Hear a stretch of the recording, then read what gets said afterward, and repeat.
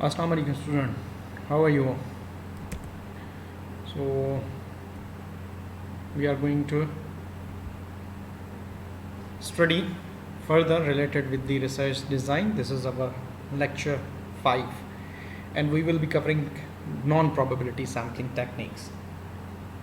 We were discussing research design. Within research design we discussed certain methods, procedures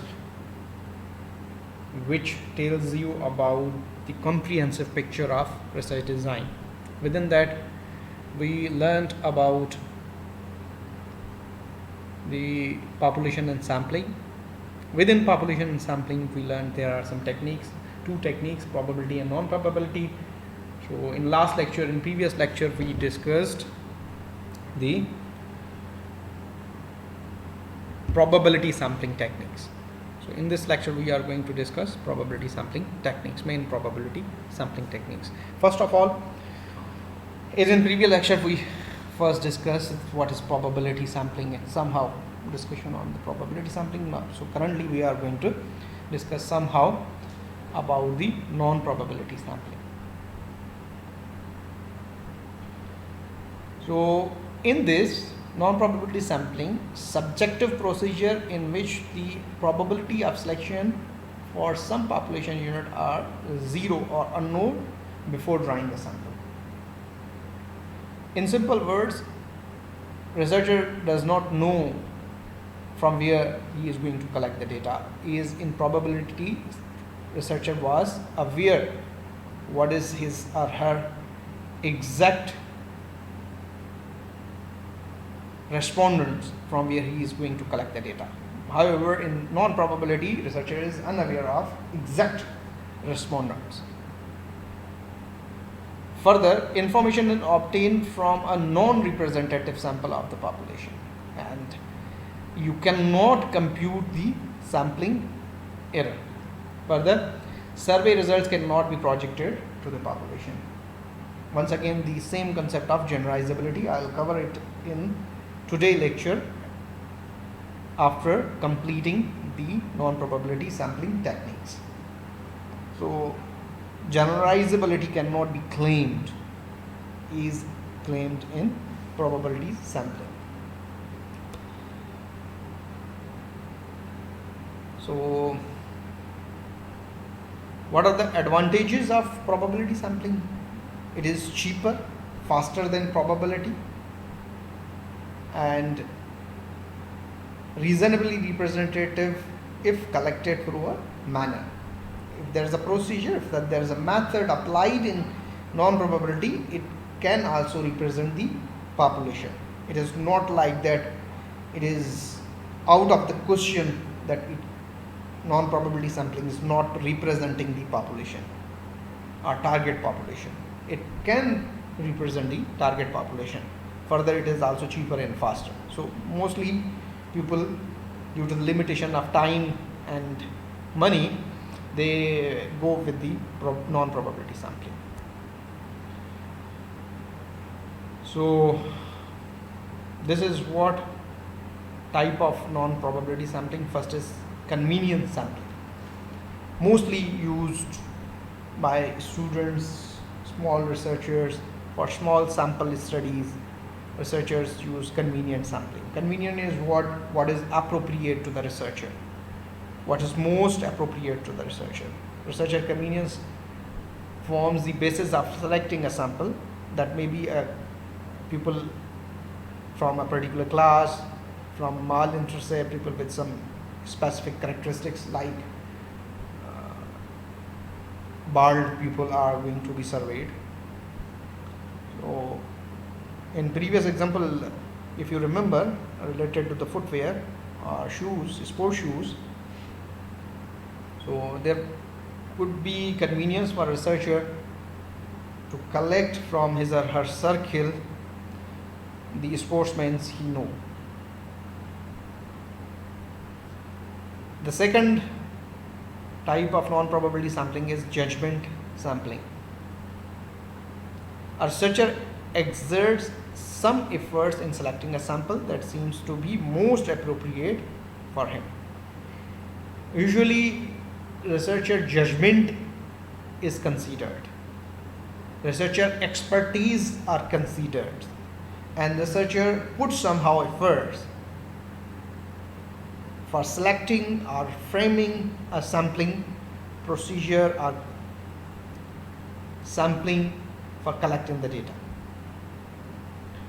The third is quota sampling. In this kind of sampling, the population is divided into cells on the basis of relevant control characteristics. If you remember the stratified sampling, some strata were created. Same like way quota is created. Considering the same example of sports persons from Pakistan, let's suppose we are going to collect data from 1000 male sports persons and 1000 female sports persons. So that quota can represent the male female ratio equally. And obviously a convenience sample is drawn from each cell of the quota.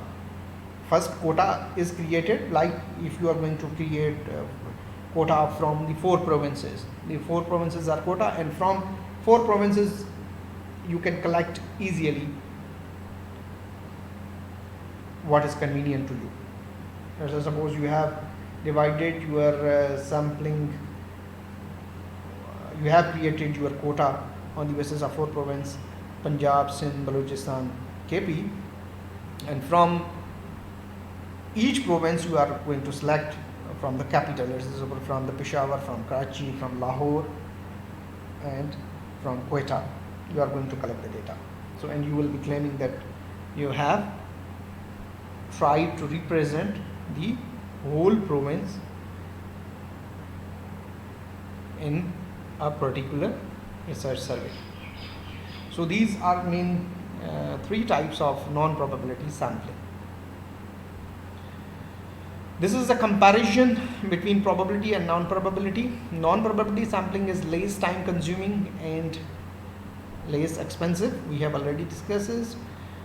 The probability of selecting one element over another is not known, and therefore estimates can not be projected to the population with any specified level of confidence in probability. Okay, then quantitative generalization about population can only be done under probability sampling. However, in practice, marketing researchers also apply statistics to non-probability. Somehow statistical techniques are also used in non-probability, but mostly in probability sampling. So that depends on the research objective. If there is a strong need of representing the overall population and the researcher needs to generalize the results on the whole population, then it is suggested to select the probability sampling and go with the procedure particular. And if there is less need of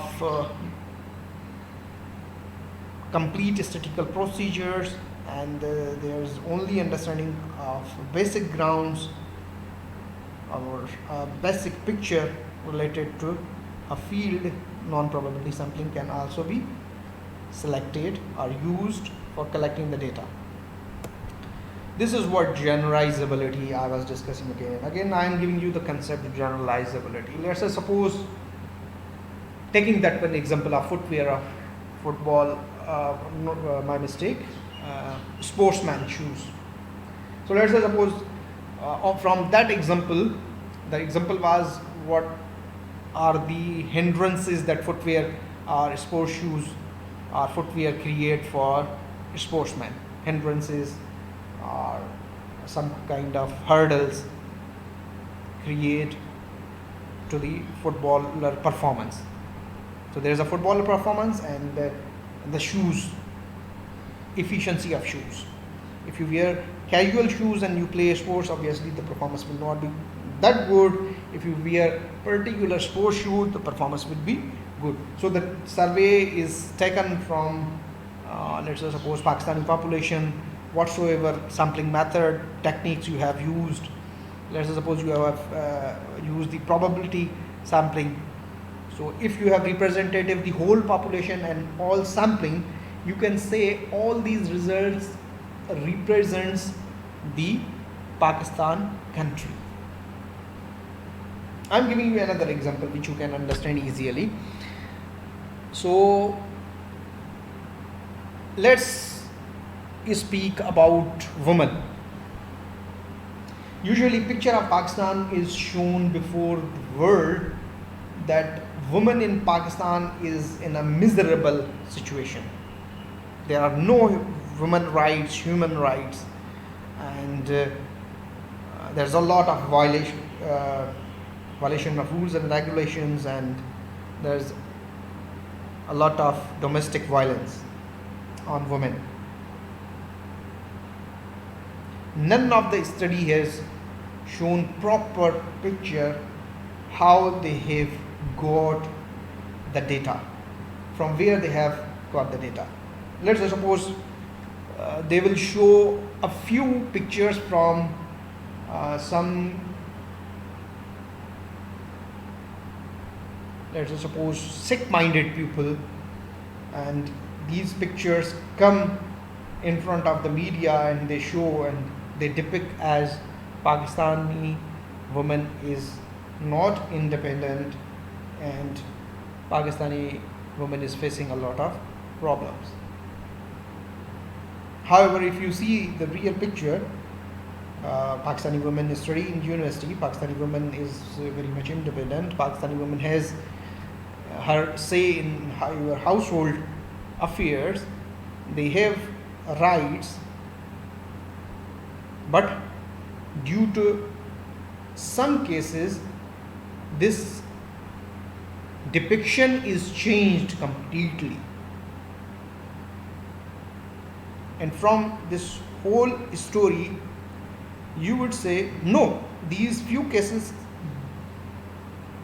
do not represent our entire women in Pakistan, entire population of women in Pakistan. That is what not generalizability. So on the basis of few cases you cannot generalize it, you cannot say that yes, it is the true picture of Pakistan. On the contrary, this was a negative example which is not providing the generalizability. On the another picture, let's suppose a study is conducted, proper probability sampling, let's suppose random sampling, simple random sampling or stratified random sampling technique is used and data is collected, and that survey that research confirms that Pakistan is potential, Pakistan is youth, and Pakistan can grow positively till 2030, and that you are saying okay, statistically properly population is taken, sample frame is followed, and proper probability sampling is done, then you can say that okay, you can generalize it to the whole population. Obviously in that research each and every individual or youth is not surveyed, or his or her response is not taken, but proper method is taken, proper enough sample procedures is taken, so one can claim that it can be generalized to the whole population. So this was all about the sampling, population and sampling, then the sampling techniques, probability and non-probability, and each kind, some of few most used kinds we have tried to study.